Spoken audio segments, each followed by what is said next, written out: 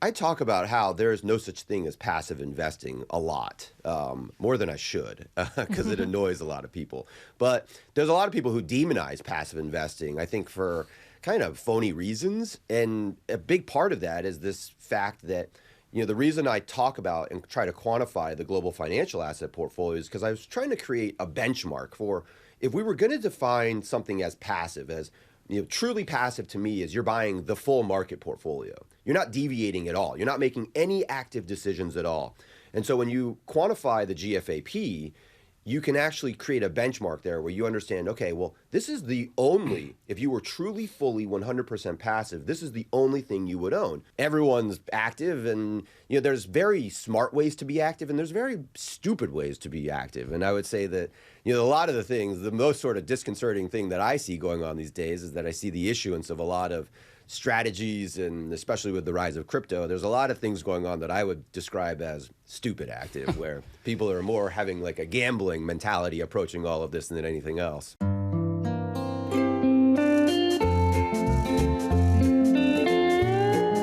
Hello and welcome to another episode of the Odd Lots podcast. I'm Joe Weisenthal. And I'm Tracy Alloway. Tracy, I know everyone is really into what's the hot stock these days, NVIDIA, how do I play the AI boom? It's interesting. You can make a lot of money, get the right stocks. I love the general topic though of just optimal portfolio construction. It seems like a fascinating puzzle to me, how to fit different types of assets together in one coherent thing. It always felt to me like a study in behavioral science almost, because I think everyone always says, just invest in an index fund or maybe 60-40, although as we saw in 2022, that has its own problems and we can talk about that. But I think this is the one area in people's lives where they actually crave complexity, right? It doesn't sound right to be just put your money in an index fund and forget about it. I know. It's the simplest investing strategy is the hardest for people. It's really hard though. When you see people making life-changing amount of money, it's I was in, SanDisk, right? And suddenly everyone wants memory because of AI, and they're up 500% in a year. It's damn, I'm really happy with my 12% a year that I've been making, but it's really hard. I was 100% invested in a leveraged Doge ETF, right? Yeah, right. If you did that and then you retired the next day, I'd be really annoyed. I'd be really upset. But it is a fun puzzle. You mentioned 2022, and we saw, of course, what we've seen really since COVID, what we've really seen since the worst inflation in 40 years, is that some of these portfolio constructions that worked very well for a very long time, particularly anything that sort of resembles that 60-40 thing, which just worked so beautifully in the 2010s. But even before, it hasn't worked as well. So I think you're still doing fairly well. But so it gets you, the question is I remember we asked Bill Gross, why even own bonds at a time? He was well, don't. Yeah, he don't. He's I'm in pipelines. That's where I'm getting my, or I'm in whatever, MLPs or whatever. That's where I'm getting my yield. But I think there's some real question about why own treasuries, why own whatever, et cetera. Well, the other thing is timing. This is the thing that everyone has to consider, right? Yeah. So in 2022, if you were about to take out a big chunk of your portfolio to buy a house, or if you were a retiree and you needed to make some chunky payment, you were really, really unlucky in 2022 if you had taken everyone's advice and invested in a 60-40 portfolio. So this is the other thing, you can try to smooth out returns, but your own spending is going to go up and down quite a bit. There's one other issue that I think a lot about with sort of the very standard, and it sort of relates exactly to this, with the sort of standard advice. So in theory, it's we're not supposed to time the market. You buy the highs, you buy the lows, et cetera. 2020 was a great time to buy. March 2020 would have been a fantastic time to buy. The problem is layoffs surged, and there's this sort of phenomenon where often the best times to invest in the market are when you don't have a job and you don't have really income. Need money. Yeah. And actually, they always say don't panic sell at the bottom. There's a good chance that's when you might need to sell. That's maybe when you lose your job or something. So the ability to sort of mechanically actually follow the rules setting aside behavioral stuff, just the ability to like have the income or have the ability to like hold through drawdowns, buy the dips, etc., may not even be possible. In some Absolutely. scenarios. Well, anyway, I'm excited to say we really do have the perfect guest, someone we've had on the podcast before, also someone we've just known for a very long time, one of the most interesting thinkers in the realms of sort of investing and portfolio managing and so forth, a voice of sanity, I would say. Which is very rare these days. We're going to be speaking with Cullen Roche. He is the founder of Discipline Funds, and he is the author of a brand new book called Your Perfect Portfolio about exactly this topic. So, Cullen, thank you so much for coming back on the podcast. It's nice to see you. Nice to be here. Why'd you write this book? Well, this is a problem that I've always run into throughout running my business is that I think as the portfolio manager and financial advisor, I've run into this issue where I'm trying to construct a model portfolio that is ideal for my business so that I can easily implement something and then kind of just plug and play it into client portfolios. And what I've realized over the course of managing money for, however long it's been now, multiple decades, is that everyone's different and everyone needs their own level of customization. And so it's very hard to just take a model portfolio and then plug and play. And the kind of funny thing with the financial services industry is it's largely built around these ideas that you take a product and then you sell it to the client. And oftentimes what I find is that when you're trying to sell that product to the client, it just doesn't mesh with their needs. And so everyone needs to find their own perfect portfolio. So the book isn't titled The Perfect Portfolio. And the purpose of the book really is what I do is I go through a number of sort of famous portfolios, and some of them are very boring and some of them are more sophisticated. But the overarching ethos of the book is that you have to sort of understand all these different approaches, and then you can plug and play the way that you want to build your own perfect portfolio so that it works for you. One thing I'm curious about, because I've never had a professional financial advisor or anything, but how do you actually evaluate your clients' needs? Like, what do those questions look like? I imagine, there are probably a lot of finances involved, but are there questions like, how do you feel about losing 40% of your portfolio in a single year? That's my very favorite question, because Okay. it's the question I hate the most, because for, I don't know, 20 years, I used to print out these phony risk profile questionnaires, and I would send them to people.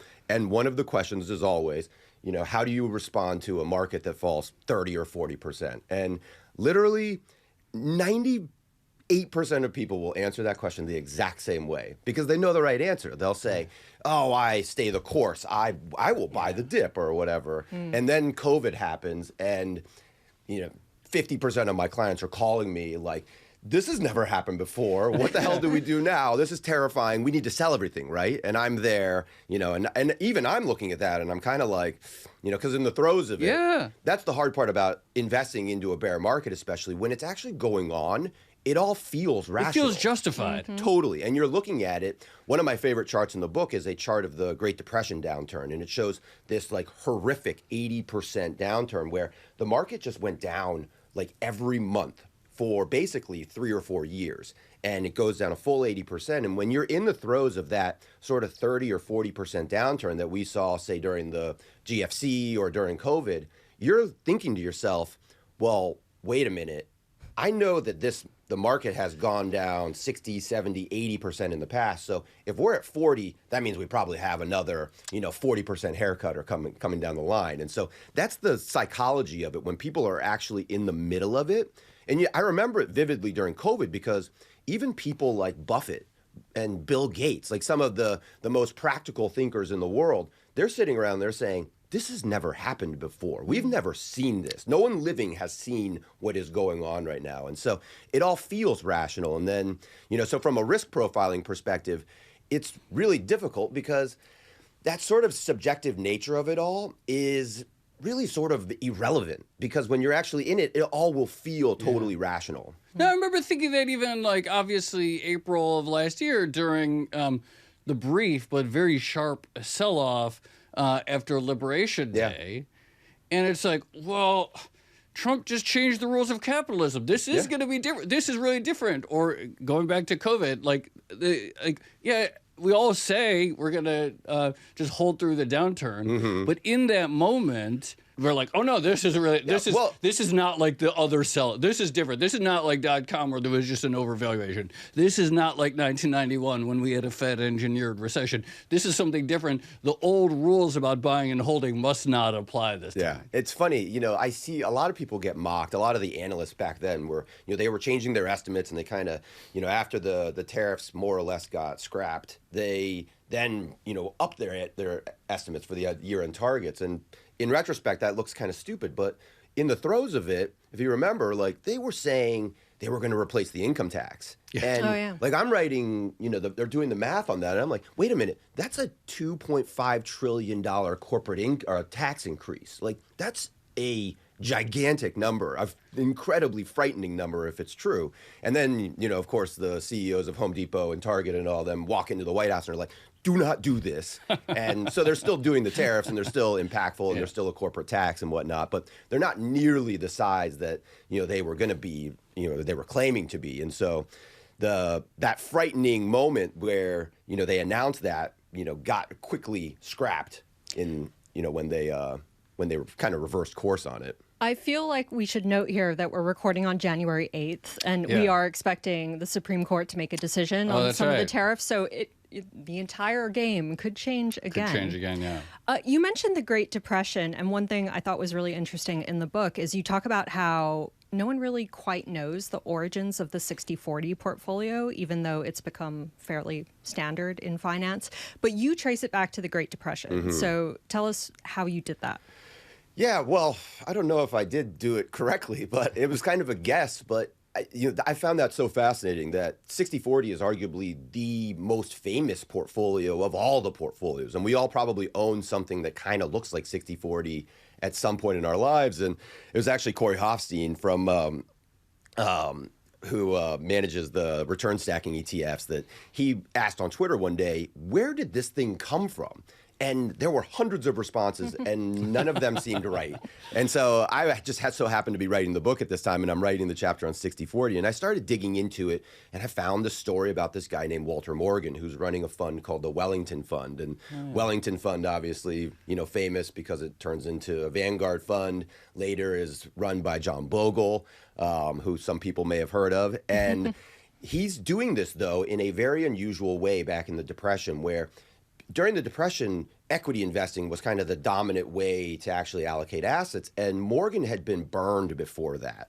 And so he goes into the Great Depression. He launches the Wellington Fund right before the Depression, but he does something really unusual. He adds a huge chunk of bonds to the portfolio, and the thing gets crushed in the Depression, but it gets crushed way less than everything else got crushed. And so then all of these research analysts are starting to look at, picking through the dust of the Great Depression and the returns there, and they're noticing that, hey, this fund did really well in a relative sense. And so Morgan's fund kind of takes off because of this, because the relative performance was so good. And then the story is interesting because then Walter Morgan hires John Bogle. Bogle runs the Wellington Fund through, the fund goes through the World War II and the boom of the 1960s and then the scary inflation of the 1970s. Bogle actually does something really weird. He turns the fund closer into like an 80-20 fund, kind of chasing performance, and which was sort of like antithetical to everything that Bogle ultimately is kind of known for. And then we all know the story from there. The 60-40 from 1980 to present day has been kind of like one of the best performing portfolios ever. So it's through all of these trials and tribulations, though, this portfolio has done incredibly well. And I traced its origin mostly back to the Great Depression and the way that Wellington Fund was sort of built as the first real balanced index fund. Let's actually zoom out or back up a little bit and talk theory, because you said that many of us or most of us will have some portfolio that is 60-40-ish, but then there's going to be various modifications and people are going to want a slug of real estate or commodities, whatever. But what are you talking about maybe from the academic perspective? Like, what is the 60-40 portfolio really is? And like, what does it theoretically achieve that has given it this sort of, it's Lindy, this sort of enduring effect that it accomplishes goal? Talk to us about like why from the perspective of a planner, maybe it's not perfect for everyone, but it has certain qualities that this is a good portfolio. To me, the 60-40 is like the good enough portfolio. So just to define it, so a 60-40 portfolio means basically 60% equities and 40% treasuries. Exactly. Bonds. Okay, but talk about why it's good enough. What is it? What are the properties of it? So it's the portfolio that by owning 60% stocks, you'll do well enough. You'll capture enough of an equity market, bull market. And also, conversely, during a bear market, because of the 40% bond slice, you typically will buffer the equity volatility in the portfolio just enough that you won't capture all of the downside. And so it is balanced in this way that it doesn't capture all of the upside or all of the downside and kind of can help you stay the course.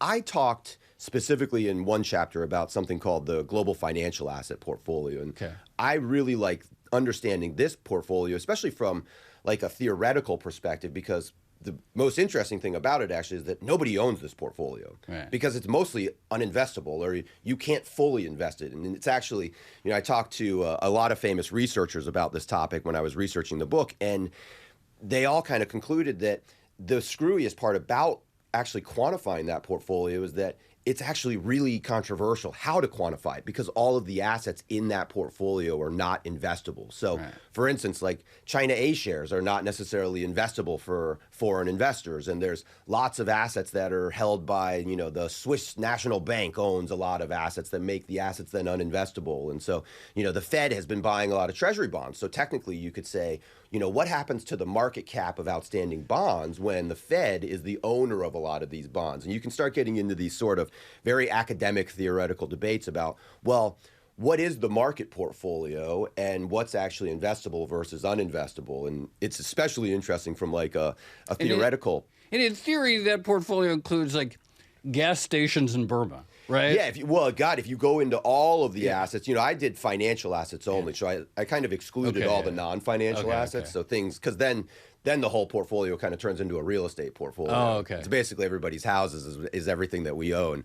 But from a financial asset perspective, it was really interesting because especially when you look at things like the full cap versus the free float, which is basically the actual assets you can invest in versus the portfolio that is actually the issuance of outstanding financial assets, these portfolios are really different. And like, for instance, in today's environment, the outstanding market cap of stocks versus bonds is roughly 65-35. And when you look at the equity market, when you look at the U.S. versus foreign, it's 65 versus 35. But when you look at the actual issuance, the full cap, it's almost the opposite.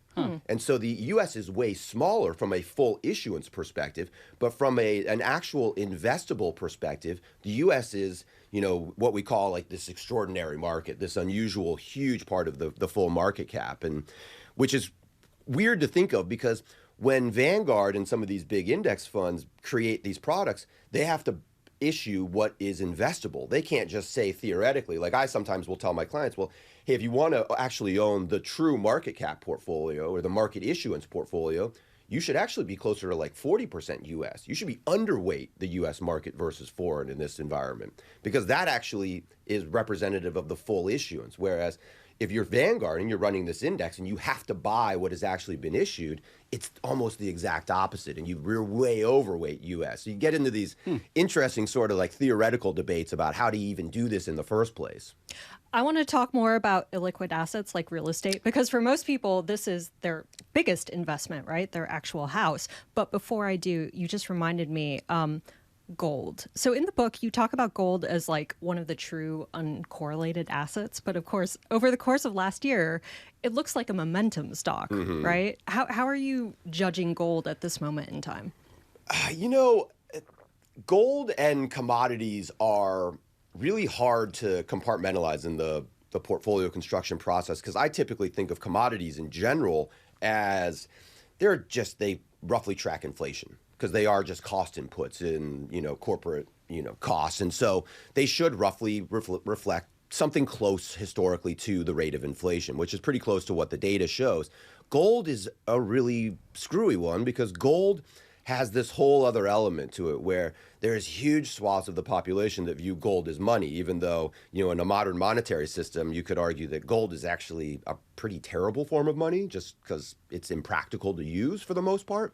So it's got this store of value and this sort of, I refer to it as a faith put inside of it, where its price almost gets like a premium because it's not just an input in cost inputs. It is something that people believe in, that people hold, and people have demand for because it's got this other strange use. And so it's weird in the context of today's environment. Another concept I talk about is I talk a lot about time in the book, about how important it is to think about portfolios and asset performance across time horizons. And, I do a lot of asset liability matching, and that basically entails working with somebody where I'm quantifying liabilities and expenses over time horizons, and I'm matching assets in not dissimilar way to like maybe a big pension fund would or banks might operate.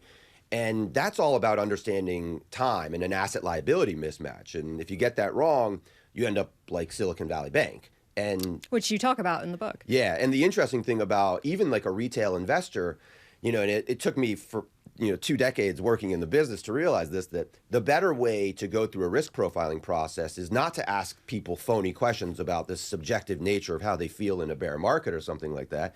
It's solving that asset liability mismatch. Because what happens to an investor when they go through a bear market is they're realizing that they own too much of, I refer to equities as long duration instruments. Corporations are very long-term entities by design, by function.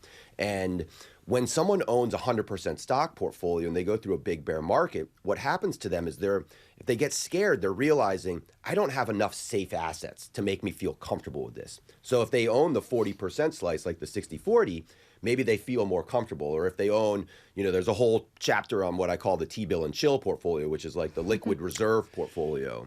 I heard a story. I don't know if it's true. Speaking of T-bill and chill, though, I don't know if it's true, but because I heard the secondhand, someone was telling me there was like some famous, like very, very successful trader at like Goldman Sachs who was like trading commodities, pulling down millions and millions of dollars each year. And he just like had all his money in T-bills. He's like, look, I don't need like I make a ton of money. I just like basically want to save it. I don't know if that's even true, but I do wonder, so when we're talking about alternate ways of assessing risk profile, do you think about like try to get a sense of the client's income volatility? So like maybe someone who, a federal judge who is going to have a job for life, et cetera, and a guaranteed pension, maybe they don't make a ton of money, but you are very confident that you could predict their income for the next 50 years maybe. Whereas someone who makes a lot of money, but they're like a real estate developer in Miami, and the odds of those guys going broke every 10 years is pretty high, et cetera. Talk to us about like sort of that role of calculating expected income over time.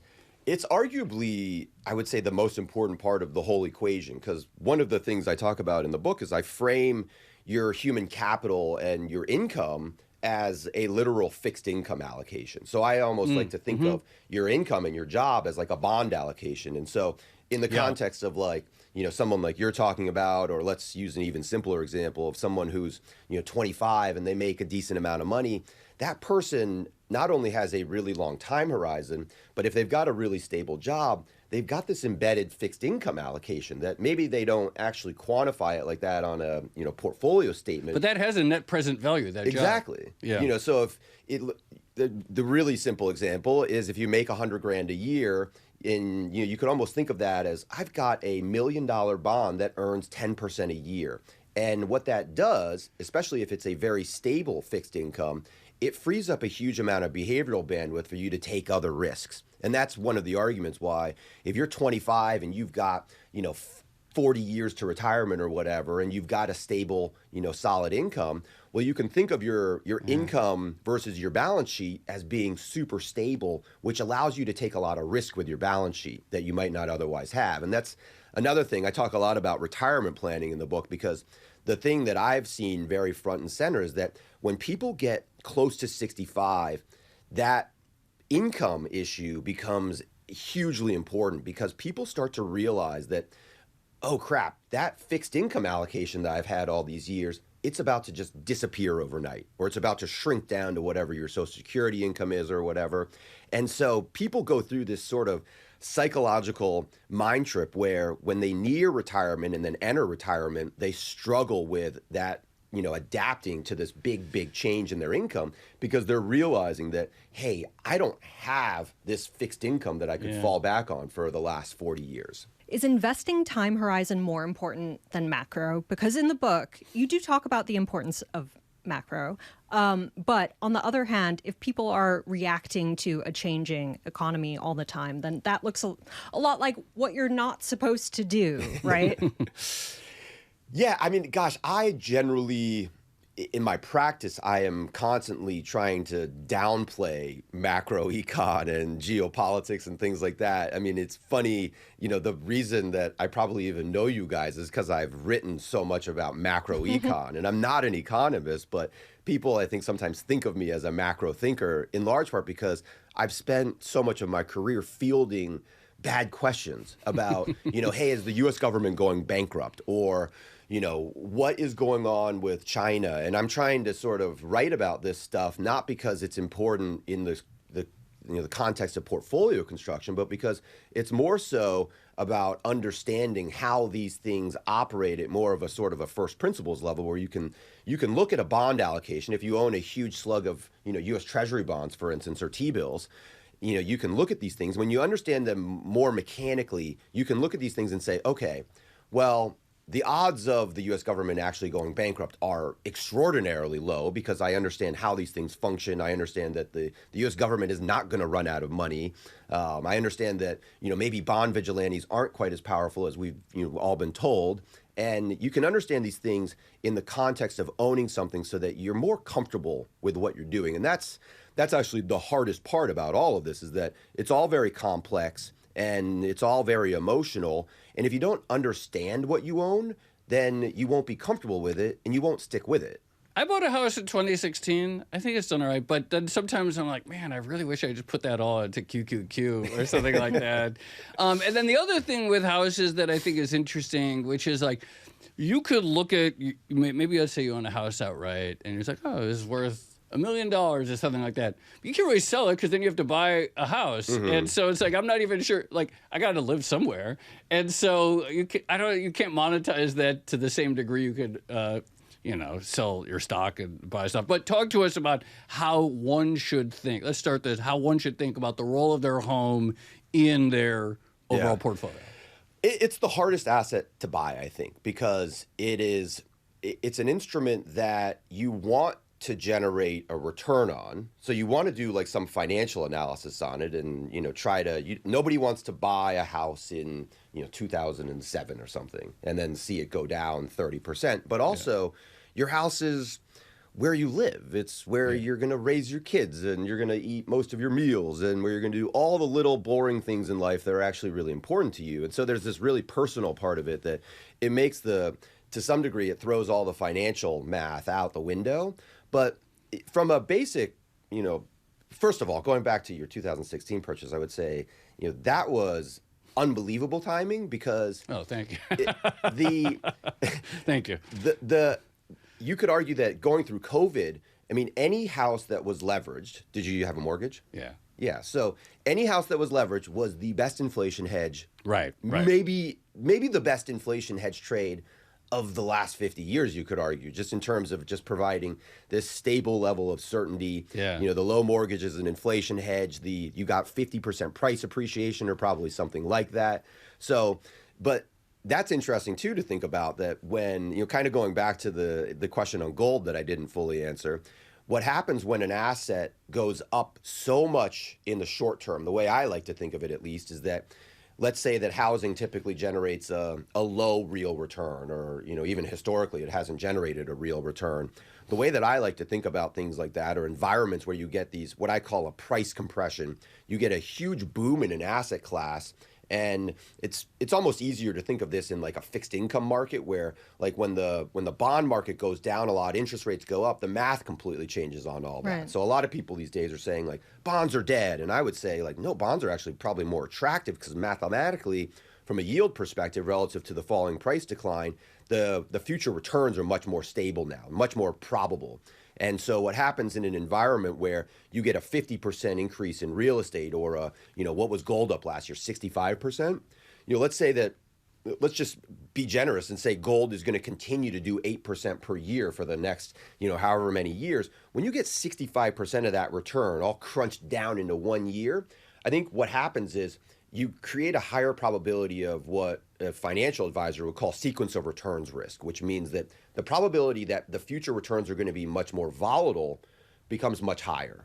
And so that's one thing with real estate, is that, like, I'm not super optimistic about future real estate prices for now, because we went through this big boom. It creates this price compression, and you get lots of returns into 1 year all crammed up. And that means that the likelihood of either sideways or sort of, not great returns is pretty probable. So, going forward, I think that it's good to think of your house as basically it's a block of commodities on an appreciating piece of land.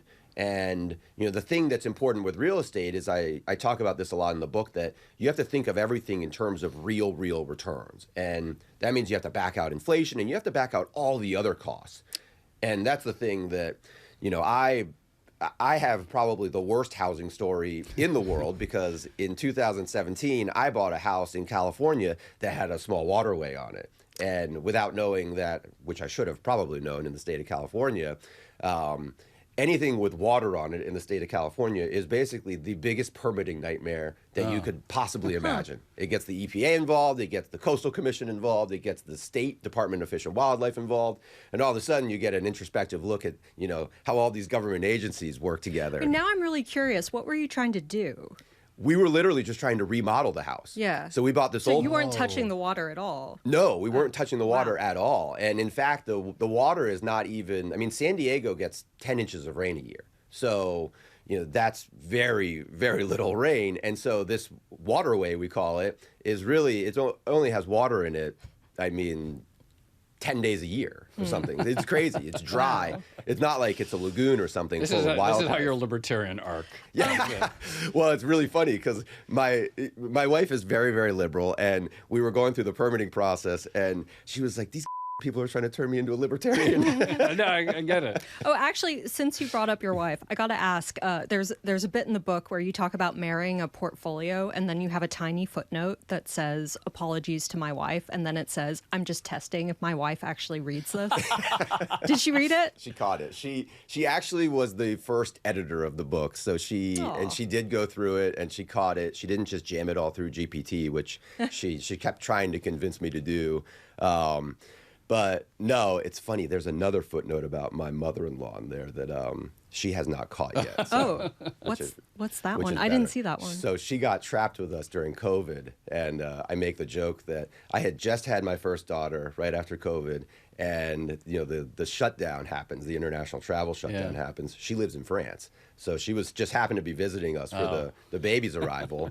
And she gets trapped with us for 6 months, and I'd make this joke about how I was crying in the shower every morning. Not because of the baby. Screaming into a sock, I think you said. Just going back to bonds for a second, it is true that, you see investors behave in exactly the opposite way that they should be behaving when it comes to bonds. If you like bonds at a 2% yield, you should love them at like a 7% yield, right? What you're talking about just now with gold and real estate is a momentum factor, right? And momentum seems to have done very, very well over the past few years. This is why we say flows before pros, right? Can we just follow what everyone else is doing? That seems to be the way now. Yeah, there's momentum. There's the momentum factor, and the momentum factor, and this is the more academic version of portfolio construction, where in the factor investing chapter I talk very specifically about it's called cross-sectional momentum basically, and this is basically picking the stocks that have performed well in the past with the expectation that they continue to perform well in the future, and they weirdly the data actually shows that is a thing, and so it frustrates people like Gene Fama of the efficient market hypothesis, but it's interesting because in the context of today's world, that momentum factor is basically just everything tech, everything that's performed the best. And so which has, weirdly continued to work and work and work throughout the years. And so you get this like self-reinforcing cycle, right? Yeah. And there's also, the one chapter that I actually thought was almost even more interesting than the momentum one is one that's related, which is called the trend following chapter. And that is very different in the sense that these guys, these traders they're not necessarily just looking at the past and trying to, they're not picking stocks necessarily and then extrapolating it into the future. These guys are just trying to find trends, and maybe they're looking at, chart data or whatever, it's a go anywhere strategy. So one of the most interesting things about this strategy is that it is one of the truly fully uncorrelated strategies to everything else. And it's had this sort of big resurgence it became very popular after the GFC because it beat the pants off of everything and was uncorrelated, had these huge asymmetric returns, and then went through this period of like a 10-year lag. And it had kind of like what I was referring to earlier, where you had that price compression. The trend following things all went up. All these CTA funds go up, 50, 100%, and then they all lag for a long time. And that's the thing about finding uncorrelated assets, is that sometimes these uncorrelated instruments, they're not like cash flow generating instruments like stocks and bonds necessarily. So the trend followers, though, they go through this 10-year period of lagging, and which exposes people to all these behavioral biases. I remember CTAs also became a really convenient scapegoat for anything weird that was happening in the market. They were like the multi-strats of today, right? I forgot how much we used to talk about CTAs in the early 2010s as an important driver. Actually, can we talk a little bit about tech stocks for a second? Because this strikes me as very important, and I think about this all the time. You see these surveys that Bank of America does of fund managers, like, what's the most crowded trade in the world? Tech.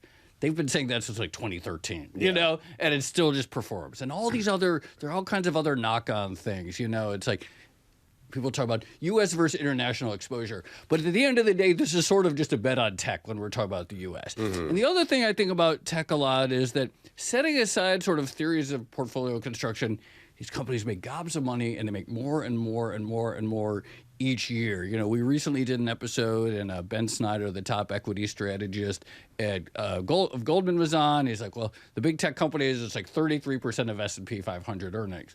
And I listened to that. It's like, well, that's another 67% of total earnings for them to gobble up. But it strikes me that, like, can you just talk, like, it must drive portfolio managers crazy that there's this one sector, and, this is a novelty, right? Because these are big companies that are growing faster than almost anyone else, which is not the case in many environments when we associate big companies with maturity and slow growth. So, like, there is this thing going on for years and years and years that just sort of feels to bust every other strategy. And if you're not overweight tech, you're probably underperforming.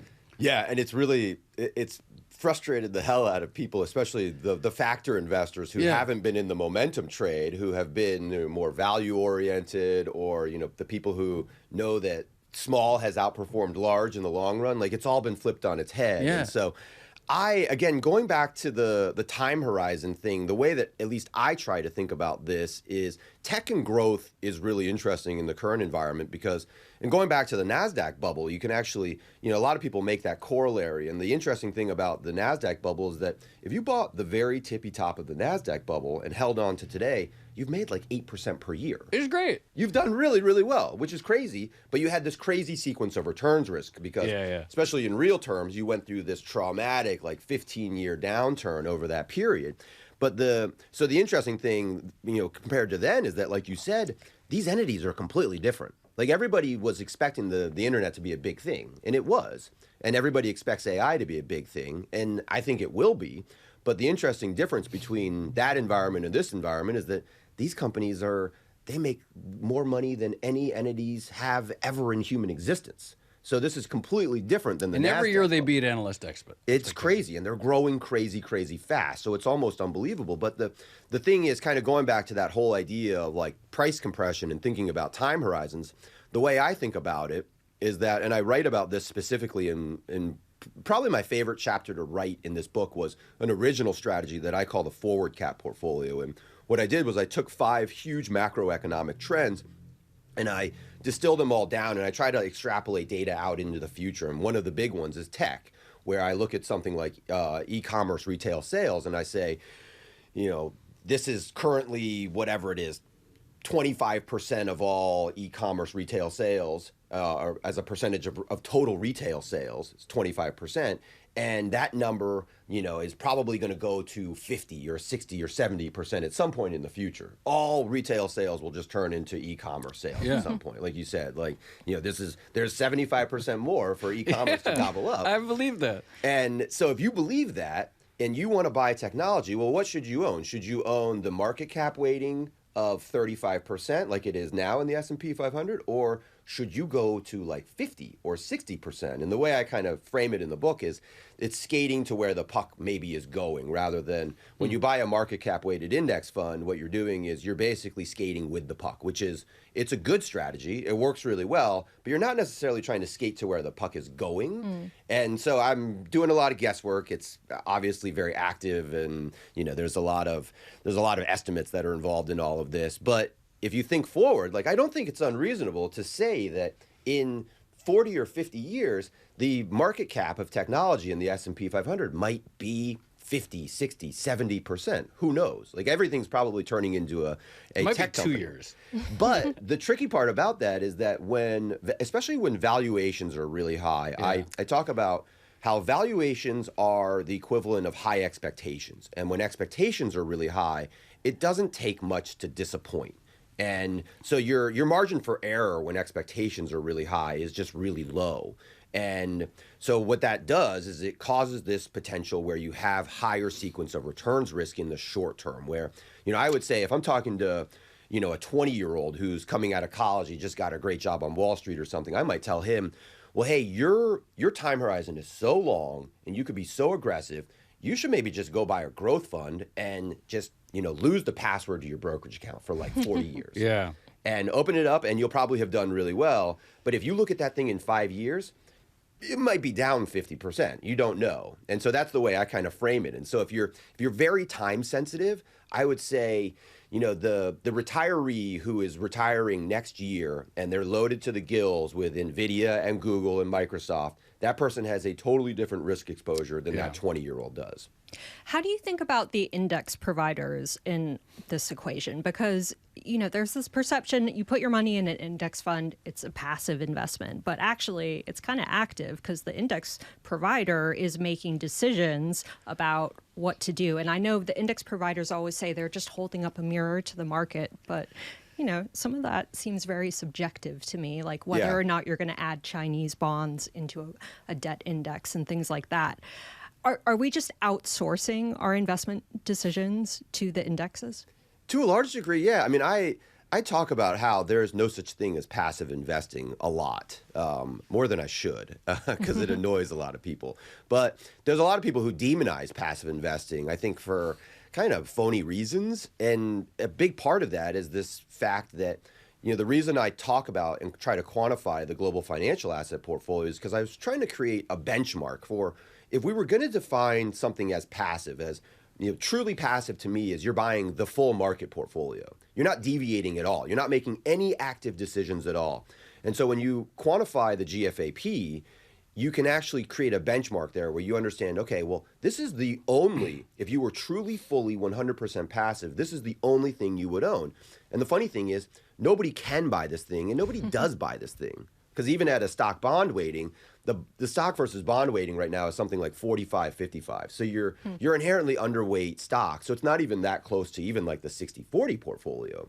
And so everybody deviates from this. And I write about how that's totally fine. There's nothing wrong with deviating. There's nothing wrong with being a little bit active. And so even from the indexing perspective, though, I laugh at the way the S&P 500 is constructed. It's a committee of people that are constantly picking and choosing which firms to introduce. And it's very methodical. It's, very data dependent. So it's a very systematic sort of process. But at the end of the day, they're choosing the 500 companies that go into that index in the first place. And so, in the context of the global equity market, it's even more interesting because they're excluding, thousands of other entities just, by their own volition. So everyone's active, and there's very smart ways to be active, and there's very stupid ways to be active. And I would say that a lot of the things, the most sort of disconcerting thing that I see going on these days is that I see the issuance of a lot of strategies, and especially with the rise of crypto, there's a lot of things going on that I would describe as stupid active, where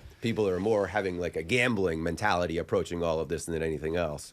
If we had like another hour, actually, I would love to just pick your brain about the investment advisory business, like less the portfolio construction per se, and just how this world works, because I have so many questions about that. But I have one. And, we've seen you, we run into you every once in a while down at the Future Proof Conference in Southern California. And, where there's a lot of advisors, and then there's a lot of vendors, and they're selling various products. And one of the hot things that we know that they're trying to get people excited about owning private assets or various alternatives, et cetera, non-vanilla things.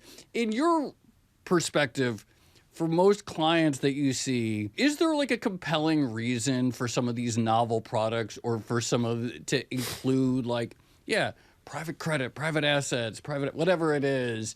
Do these solve problems for the portfolio manager or for the investment advisor that the existing publicly liquid assets don't provide? Yeah. 2022 messed a lot of people up, because when stocks and bonds become highly correlated and you own that 60-40 portfolio, that the bonds go down 15% or whatever and the stocks also go down 25%, well, then you look at your portfolio at the end of the year and you say, well, I'm not actually diversified. If you were that retiree that you mentioned, Tracy, that is retiring that year, you feel like you made a bad decision, even though the 60-40 portfolio for the most part is a pretty good portfolio. And so there is an increasingly compelling argument in that context for things like alternatives. I mean, me personally, I tend to just sort of default towards simple is better, because I think that this whole process can get so complex so quickly that the little things you can do to create organization and structure to simplify it as best as possible is going to result in a better process, a better outcome in the long run. So, little things like, God, I woke up 10 years ago and I looked at me and my wife's financial accounts and I was like, oh my God, I've got an old Merrill Lynch 401k, and you've got old Fidelity 401ks, and you've got a bank account over there. I have a bank account over here. We've got 3 brokerage accounts at Charles Schwab, and different custodians, TD Ameritrade or whatever it might be. And I was like, I can't manage all this. I've actually forgotten the password to some of these accounts or something. And so collapsing all this down and consolidating it and simplifying it and trying to own something that is very, very simple. One of the portfolios I talk about is the Boglehead 3 Fund portfolio in the book. And I think one of the reasons that so many people love that, and the followers of that portfolio, they're very almost militant about it. And I think in part because it is so simple that it's just beautifully sort of elegant in its simplicity. But then you could get into debates about, is it too simple? What is it? The Boglehead 3? It's basically the bond aggregate, and you can mix this up, in different slices based on your risk profile. But it's 3 funds. It's a domestic equity fund, a foreign equity fund, and a bond aggregate. And these investors will buy this, and they'll buy it for it costs like 3 basis points or something in total. Yeah. And so it follows like all the sort of like Taylor Larimore was the founder of it, and Taylor was he's someone I interviewed in the book, and he wasn't really in the financial advisory business, but what he became great friends with Bogle over the years because he was just emailing with him. He had actually a funny backstory where he comes back from World War II, and he fought in the Battle of the Bulge and jumped out of airplanes and had all these cool stories about it. But he comes back, and I guess he married like the hottest woman in Miami or something. And she was a model, and she's making crazy, crazy amounts of money modeling. And so he comes into all this money, and he doesn't know what to do with it. And he hires a financial advisor who hoses him, and he starts emailing John Bogle, and Bogle then starts telling him like, nah, you should be doing this, this, and this. They become great, great friends. Bogle ultimately crowns him the king of the Bogleheads later in life. Oh. And so he's kind of like the most famous of all the Bogleheads now. But he distilled all of Bogle's thought processes down into like the simplest of all possible portfolios, which is this famous 3-fund portfolio. But it's arguably, I am minorly critical of it because I would say that to some degree, there is such a thing as too simple also. Where, for instance, like if you own the 3-fund portfolio in 2022, you probably wish you owned some of the T-bill and chill portfolio, or maybe you wish you owned, something completely uncorrelated like the trend following portfolio or something, that added a little bit of diversification that kept you, helped you sort of stay the course, as Bogle would say. I really enjoyed the Warren Buffett portfolio chapter, in part because it demonstrates how people get decision paralysis around all of this. So even if you're trying to replicate Warren Buffett's investment style, you come up with 3 different ways to do it, right? So it just seems like an infinite way to invest. But the thing I want to ask you is, you also say that you wrote to Warren Buffett and you actually got a response. Yeah. What did he say? This was like before you wrote the book, early in your career. This is in my early 20s when I was too poor to own a share of Berkshire. So in order to go to the shareholder meeting, you had to be a shareholder. And I was too poor to own a share of Berkshire back then. So I wrote him a letter and I said, hey, could I come to the conference even though I'm this poor schmuck who can't even afford to buy your shares? And I get a typewritten letter it comes in like a, probably a 5x6 little piece of paper, and it's typewritten. And it was from his assistant on behalf of him, but he wrote and invited me. And that's really cool. That's so it was nice. awesome. I had a family event. I ended up not going, which was, have you ever been? I've never been. So terrible decision, but. I went once, and it was a fantastic experience. Yeah. It was I wanna extremely cool. Yeah.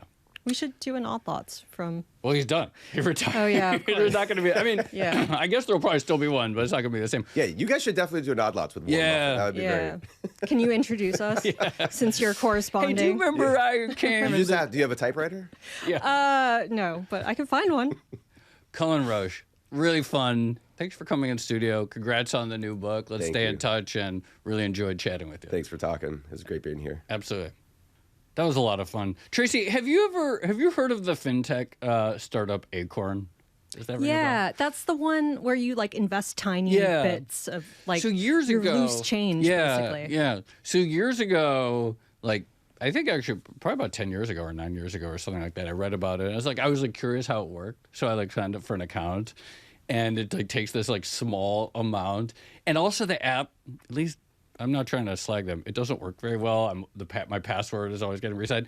But every year and a half I remember that exists, that has outperformed every other investment, because it's the one thing that I've lost my password to and I can't access it. Oh, seriously? Yeah, it's done great. What did you actually invest in? It's just a growth fund? It's just it's their growth, whatever their growth fund is. It's not very much, but God, that one thing where it's just the one I think about and look at absolutely the least, because I can never open the app, and then every once in a while I go through the effort to reset the password. It's done very well. Well, this is the entire irony, right? We talk about how there's no such thing as passive investing, but actually, if you just forget the password to your account and never look at it, you tend to outperform. You come close. Yeah. I just find this to be such a fascinating topic. It does feel again, it feels a little unsexy, because people are so interested in the incredible amounts of money that people have made in crypto and AI, etc. But the puzzle of putting it all together and how you find assets that make money across cycles but are sufficiently uncorrelated, et cetera. It's an interesting intellectual exercise. Right. And you also have this entire industry that's built on the promise of outperformance, mostly. And it feels really difficult to resist, I guess, the mostly masculine urge to outperform. I liked your question in the beginning, because it's something I've always thought of, about actually assessing risk profile, because, as Cullen put it, everyone knows the right answer. Oh, I'd buy and hold. Right. But I've always been skeptical that anyone is a good judge of their own risk profile. So to hear him talk about, no, let's not talk about it like that. Let's math it out. Let's talk about asset liabilities. Let's talk about the predictability of your income stream, how that is a de facto fixed income asset, strikes me as a much more sort of sound way to think about it than just sort of psych yourself, try to imagine how you're going to behave the next time a pandemic Well, hits. it also gets back to what we were talking about in the intro, right? Which is, you can say, I'm going to buy the dip if there's a 40% drawdown. drawdown, but chances are a 40% drawdown is happening in a very bad economy where you Yeah, might you're lose not your gonna- it job and always- not have that much to actually buy stuff with. No, like March 2020, it felt like the world was ending. Who wants Yeah. to buy? Like, Cullen used the word rational, which is, I think, exactly right. Like, it feels rational all the time. Everyone should be selling at this time. It's very hard to actually adhere to sort of like simple rules. Yeah. Shall we leave it there? Let's leave it there. This has been another episode of the Odd Lots podcast. I'm Tracy Alloway. You can follow me at Tracy Alloway. And I'm Joe Weisenthal. You can follow me at The Stalwart. Follow our guest, Cullen Roche. He's at Cullen Roche. And of course, check out his new book, Your Perfect Portfolio. Follow our producers, Carmen Rodriguez at Carmen Armin, Dashiell Bennett at Dashbot, and Cale Brooks at Cale Brooks. And for more Odd Lots content, you should definitely check out our daily newsletter. That is at bloomberg.com/oddlots. And if you want to chat about all of these topics, join our Discord, discord.gg/oddlots. And if you enjoyed this conversation, if you want to build your perfect portfolio and tell us about it, then please leave a comment or like the video, or better yet, subscribe. Thanks for watching.